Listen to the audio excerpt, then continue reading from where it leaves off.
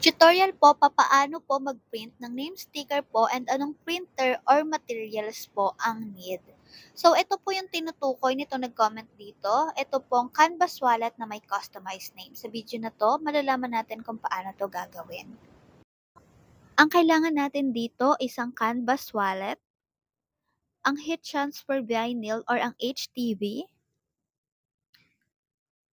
Kailangan din natin ng mini heat press.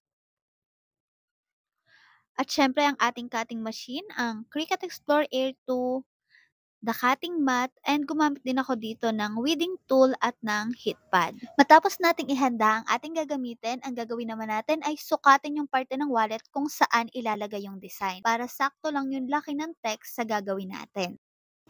Once na makuha na natin ang tamang sukat mga ma'am, ay time naman para i-set up ang ating design space. Ang design space mga mami, ito po yung software na ginagamit sa mga Cricut machine which is the Cricut Explore Air 2, yun yung gamit natin. Nag-add lang ako dito ng new project, nag-add ng text, tapos tinype ko yung name na gusto kong ilagay which is my name, and then hinanap ko lang yung font na babagay dun sa project na gagawin natin. And then niresize ko lang siya based dun sa size na kinuha natin kanina.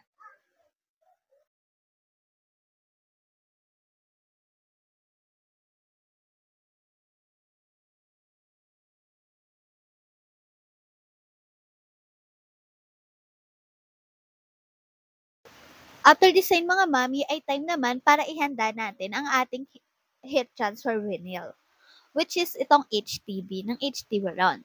Pumuto lang ako ng sapat na size para sa design and then idinikit ko ito sa cutting mat. Make sure mga mami na yung glossy part or yung may plastic na part, yun yung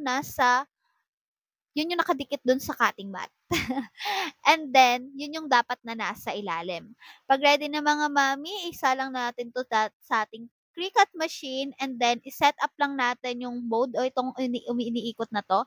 Iset up lang natin siya sa iron on. Alright? Balik ulit tayo dito sa design space and then click lang natin itong make.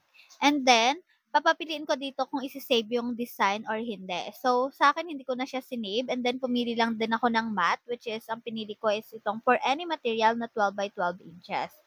And then, pindutin mo lang yan, lalabas na yung ganyang screen and then punta ka dun sa left corner.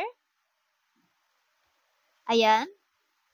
I-on mo yung mirror. Kailangan naka-on yan mga mami dahil baligtad dapat na makakat yan. Ayan, ganyan. Ganyan dapat siya makakat mga mami.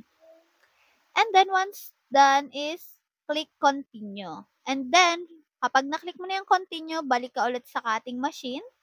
Dito sa cutting machine mga mami ay iilaw-ilaw yung arrow na yan. I-click mo lang yan and then hihigupin ng machine yung mat. And then, mag-iilaw yung letter C na yan. Click mo lang ulit. And mag-start ng mag-cut ang ating cutting machine.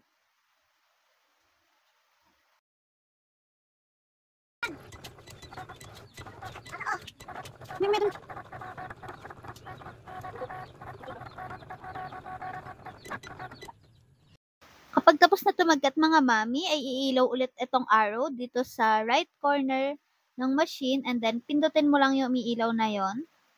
And then iluluwa niya na yung mat.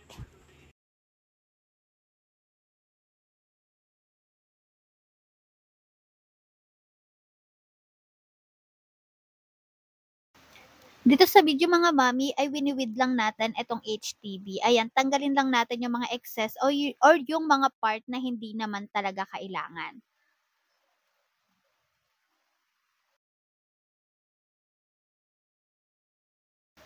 After nito mga mami ay i-ready naman natin itong mini heat press. Pinindot ko lang siya sa pinakamababang setting, which is yung number 1, parang number 1, yung unang-unang ilaw, and then, pinrest ko lang yung wallet. Ayan, pinrest ko lang ng konti. After that, mga mami, ay idikit naman natin itong HTV na ginawa natin. Ang nasa ibabaw naman ito mga mami ay yung may plastic naman. Ayan, i-press lang natin ito mga mi ng 10 seconds. After that mga mami, tanggalin na natin, palamigin lang muna natin bago natin i-fill up. Then fast forward, ayan malamig na siya and ayan dahan-dahan lang nating tanggalin. And perfect na yan.